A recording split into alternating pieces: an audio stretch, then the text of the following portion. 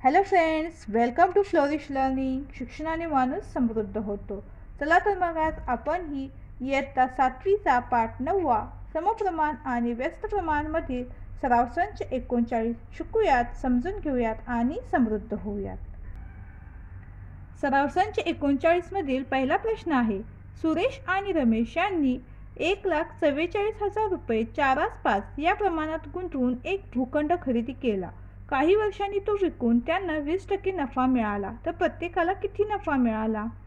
तर सुरेश आणि रमेश यांची जोडी आपल्या खूप जवळची आणि ओळखीची आहे. तर आपण गणित ही खूप जवळचं आणि ओळखीचं बनवूयात. सुरेश आणि रमेश यांना भूखंड विकून 20% नफा मिळाला. आता नफा बरोबर काय होईल? 1,44,000 गुणिले 20% म्हणजेच काय होईल? 20/100. 20% आपण 20/100 असं लिहितो. आता बरोबर काय होईल? तर ह्या शून्याला हा शून्य निघून जाईल आणि ह्या शून्याला हा शून्य निघून जाईल. म्हणजेच काय होईल? 14,400 गुणिले 2. 14,400 गुणिले 2 हा गुणाकार किती येईल? तर काय होईल? 28,800 येईल. 14 दुनी 28 आणि 4 दुनी 8 आणि शून्य आहे तशा, म्हणजेच काय 28,800 रुपये. कारण काय काढलाय आपण? हा नफा काढलाय, म्हणून आपण काय लिहिणार आहोत? नफा बरोबर 28,800 रुपये. आता सुरेश आणि रमेश यांचे भांडवलाचे प्रमाण 4/5 होते, हे आपल्याला दिलेलं आहे. म्हणून काय होईल? तर सुरेश आणि रमेशचे नफ्याचे प्रमाण हे सुद्धा काय असेल? 4/5 असेल किंवा आहे. म्हणून आपण काय मानू? तर सुरेशचा नफा 4x मानू आणि रमेशचा नफा काय मानू? 5x मानू. तर आपण काय केलं? सुरेशचा नफा 4x व रमेशचा नफा 5x मानू असं लिहून घेतलं. आता काय होईल? तर हा 28,800 रुपये नफा जो मिळाला आहे तो दोघांमध्ये आहे, म्हणून काय होईल? तर 4x अधिक 5x बरोबर काय होईल? 28,800 रुपये होईल. आता 4 आणि 5 यांची बेरीज काय होईल? तर 9 होईल आणि x आहे तसे, म्हणजे 9x होईल आणि 28,800 समोर आहे तसे येईल. आता आपण x ची किंमत काढणार आहोत. तर x ची किंमत काढताना काय होईल? तर 28,800ला काय होईल? हे 9 इकडे गुणिले तिकडे काय होईल? भागिले होईल. तर हा भागाकार केल्यानंतर आपल्याला काय मिळेल? x ची किंमत मिळेल. तर हा भागाकार करूयात आपण. 9 त्रिक काय येईल? 27. 1 उरेल, मग 18. 9 दुनी 18 आणि ह्या 2 शून्य आहेत तशा, म्हणजे x ची किंमत काय मिळेल आपल्याला? x ची किंमत आपल्याला 3,200 रुपये मिळालेली आहे. तर आपण सुरेशचा नफा काढूया. सुरेशचा नफा किती आहे? 4x, म्हणजेच काय होईल? 4 गुणिले 3,200. तर हा गुणाकार किती येईल? ह्या शून्य आहेत तशा येतील. 4 दुनी 8 आणि 4 त्रिकम 12, म्हणजेच काय होईल? 12,800 हा सुरेशचा नफा असेल. त्यानंतर 5 रमेशचा नफा काय आहे? 5 गुणिले x, म्हणजेच काय होईल? 5 गुणिले 3,200. आता इथेही या दोन्ही शून्य आहेत तशा आपण लिहिल्या. 5 दुनी 10, इकडे 1 हात 4, 5 त्रिक 15 ने 16,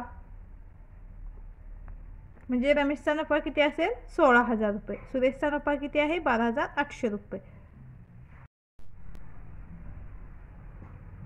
दुसरा प्रश्न पाहूयात. विराट व सम्राट यांनी अनुक्रमे 50,000 रुपये व 1,20,000 रुपये गुंतवून व्यवसाय चालू केला. या व्यवसायात त्यांना 20% तोटा झाला. तर प्रत्येकाला किती तोटा झाला? विराट आणि सम्राट यांना व्यवसायात 20% तोटा झाला. आता दोघांची एकूण गुंतवणूक काढू आपण. तर ती किती आहे? 50,000 आणि 1,20,000.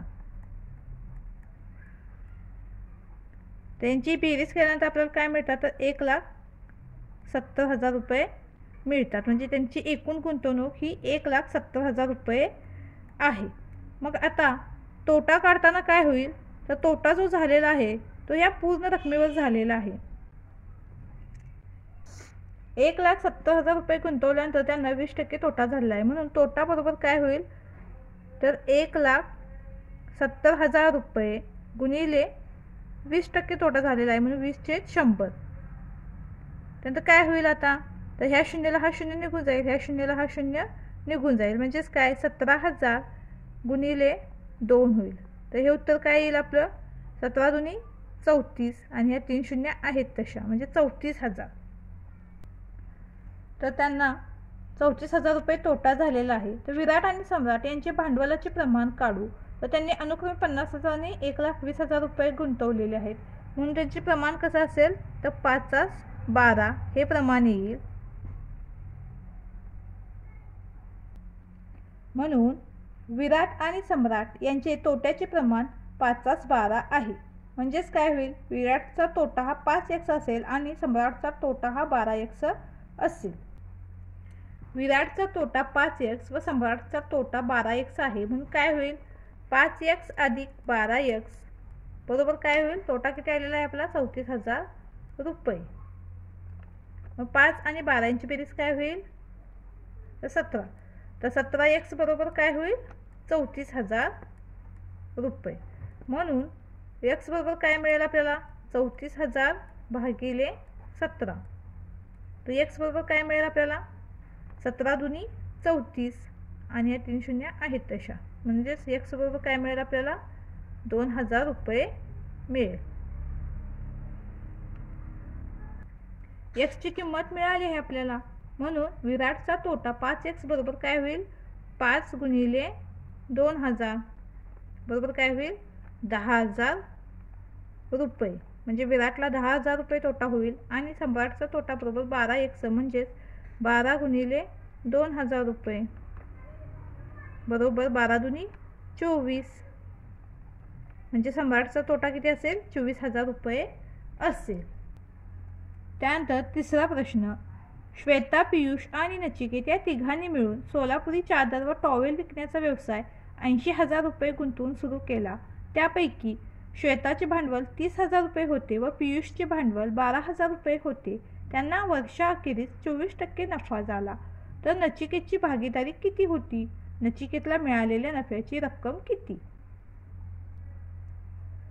तिघांचे मिळून एकूण भांडवल 80,000 रुपये, श्वेताचे भांडवल 30,000 रुपये, पियुषचे भांडवल 12,000 रुपये, नचिकेतचे भांडवल x रुपये मानू. म्हणून काय होईल तर 30,000 अधिक 12,000 अधिक x बरोबर काय होईल तर 80,000. तर 30,000 आणि 12,000 यांची बेरीज काय होते तर 42,000 होते. अधिक x बरोबर 80,000. म्हणून x बरोबर 80,000. आता हे 42,000 इकडे अधिक आहे, तिकडे काय होईल वजा होईल. म्हणून x बरोबर काय मिळेल तर यांची वजाबाकी केल्यानंतर आपल्याला काय मिळतं तर 38,000 हे उत्तर मिळतं. म्हणून x ची किंमत काय आली 38,000. आता आपण x कशासाठी मांडलेलं आहे तर ते नचिकेतचं भांडवल आपण मांडलेलं आहे. म्हणून नचिकेतचे भांडवल बरोबर 38,000 रुपये. नफ्याचे वाटप हे भांडवलाच्या प्रमाणात होते. म्हणून नचिकेतचा नफा आपण y मानू, कारण नचिकेतचं भांडवल आपण x मानलं होतं. म्हणून आता त्याचा नफा आपण काय मानणार आहोत y मानणार आहोत. y बरोबर 38,000चे 24%. 24% का तर त्यांना वर्षाअखेरीस 24% नफा झाला होता. म्हणून आपण काय करणार आहोत 38,000चे 24% काढणार आहोत. तर 38,000चे 24% आपण काढताना काय करतो तर 24% म्हणजेच काय 24/100. तर ह्या 2 शून्य ह्या 2 शून्यांना निघून जातील. तर काय होईल 380 गुणिले 24 होईल. हा जर गुणाकार आपण केला तर तो काय मिळतो आपल्याला 9,120 रुपये इतका मिळतो. म्हणजे y ची किंमत काय येते 9,120 रुपये. म्हणजेच नचिकेतचा नफा 9,120 रुपये आहे. चौथा प्रश्न, अ व ब यांनी मिळालेला 24,500 रुपये नफा 3/7 या प्रमाणात वाटून घेतला. प्रत्येकाने आपल्याला मिळालेल्या नफ्यापैकी 2% रक्कम सैनिक कल्याण निधीला दिली. तर प्रत्येकाने किती रक्कम निधीसाठी दिली. अ व ब यांनी मिळालेला नफा 3/7 या प्रमाणात वाटून घेतला. अ चा नफा 3x व ब चा नफा 7x. म्हणून काय होईल 3x अधिक 7x बरोबर काय होईल 24,500. म्हणून 10x बरोबर 24,500. म्हणून x बरोबर काय येईल तर 24,500 भागिले 10. त्या शून्याला हा शून्य निघून जाईल. म्हणजेच x बरोबर काय मिळेल आपल्याला 2450. तर ही काय असेल, x ची आपल्याला मिळालेली किंमत असेल. अ चा नफा 3x आहे. म्हणजेच काय होईल, 3 गुणिले 2450 होईल. तर हा गुणाकार केला तर आपल्याला काय मिळेल, 7350 रुपये. म्हणजे अ चा नफा किती आहे, 7350 रुपये. ब चा नफा आहे 7x. म्हणजेच काय होईल, 7 गुणिले 2450 बरोबर काय येईल, तर हा गुणाकार केला तर काय मिळतं आपल्याला, 17150 रुपये. म्हणजे ब चा नफा किती आहे, 17150 रुपये. अ व ब ने सैनिक कल्याण निधीला 2% रक्कम दिलेली आहे. म्हणून आपण अ ने सैनिक कल्याण निधीला दिलेली रक्कम काढू. तर ती काय येईल,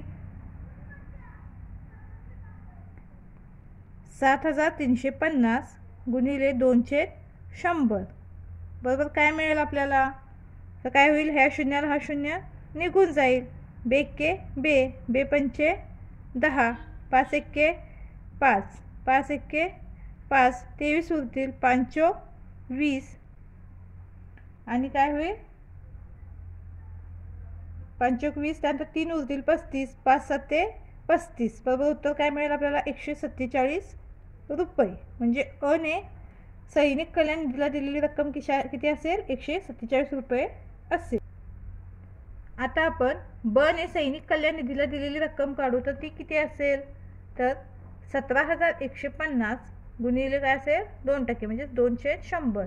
इथे काय होईल, या शून्याला हा शून्य निघून जाईल आणि काय होईल, बेके बे, बे पंचे 10, नंतर काय होईल, 5 एक्के 5, 5 त्रिक 15, 2 उरतील 21, 5 20, त्यानंतर 21 मधून 20 गेल्यानंतर 1 उरेल 15, 5 त्रिक 15 बरोबर काय येईल, ती 343 रुपये.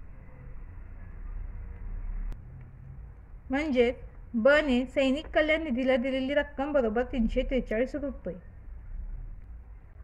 यानंतर या सराव संचातील 5वा शेवटचा गणित पाहूया.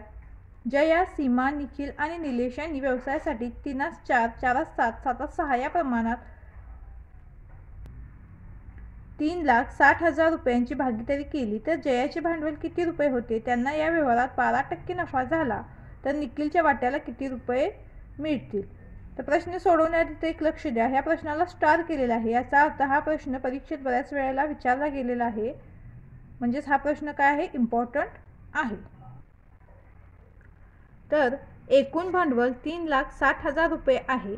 जयाचे भांडवल 3x मानू, सीमाचे भांडवल 4x मानू, निखिलचे भांडवल 7x आणि निलेशचे भांडवल 6x आहे असं आपण मानू.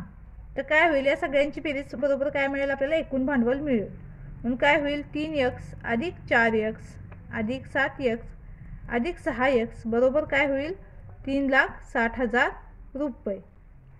या सगळ्यांची बेरीज काय येते, तर 20x येते. म्हणून 20x बरोबर 3,60,000 रुपये.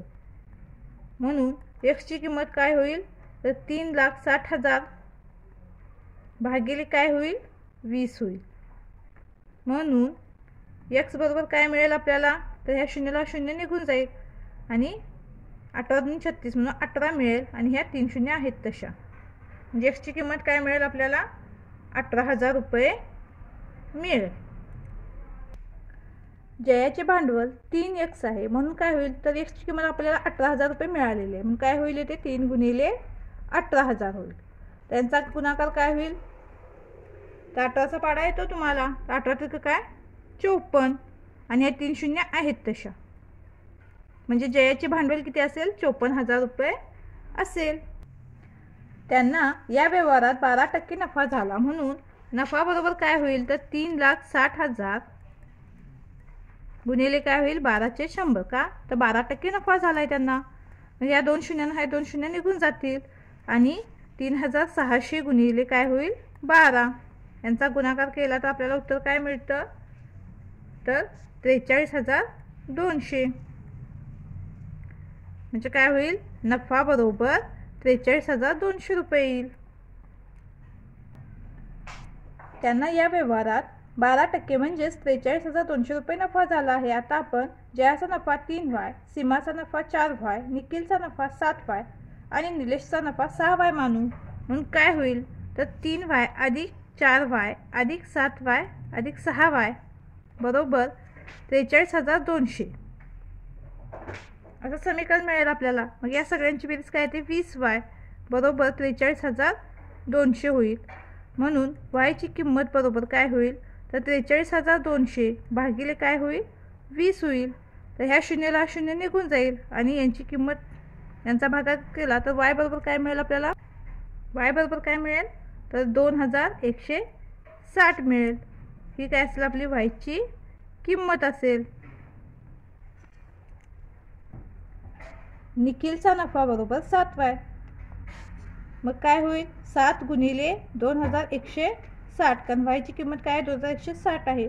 त्यांचा गुणाकार केला तर आपल्याला काय मिळेल तो गुणाकार तर 15,120 रुपये इतका मिळेल। म्हणजेच निखिलचा नफा किती असेल 15,120 रुपये। आपला व्हिडिओ उदाहरण संग्रह पूर्ण झालेला आहे। आपला व्हिडिओ आवडला असल्यास चॅनेलला लाईक शेअर सबस्क्राईब नक्की करा।